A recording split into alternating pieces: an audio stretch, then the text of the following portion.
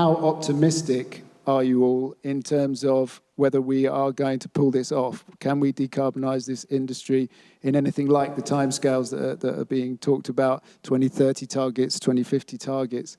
Can we do it? I'm going to run it back this way. I think we can. I'm going to be the positive voice. I mean, I think we're quite lucky, unlike a lot of industries that are trying to decarbonise.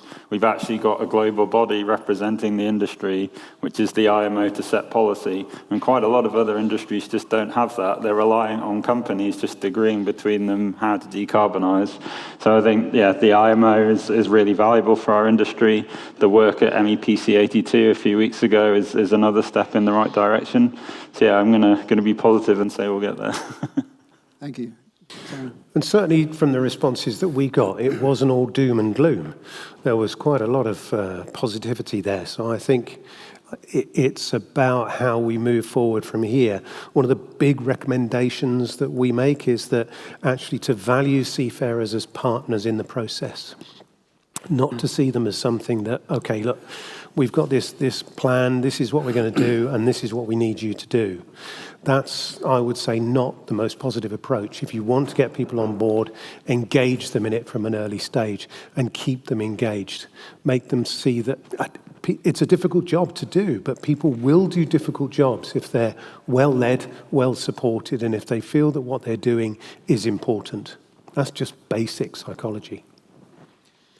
Johan? Yeah, I mean, failure is not an option, I would say, and typically humans are adaptive, right? So I would say that with focus and collaboration, we have all the possibilities to pull this off. Thank you very much. Michael?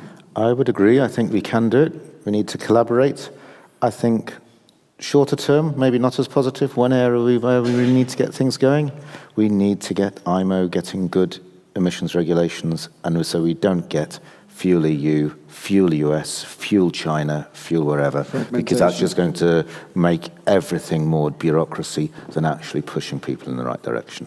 Okay, thank you, Michael. And I'm also positive because we see that it is increasing. The number of vessels choosing, have the opportunity to go on alternative fuels is increasing. And the front runners is doing a great job, so I'm positive. Great. Well, thank you very much. And with 10 seconds to spare, it only remains for me to say thank you very much to our panel, and please give them a round of applause. Thank you.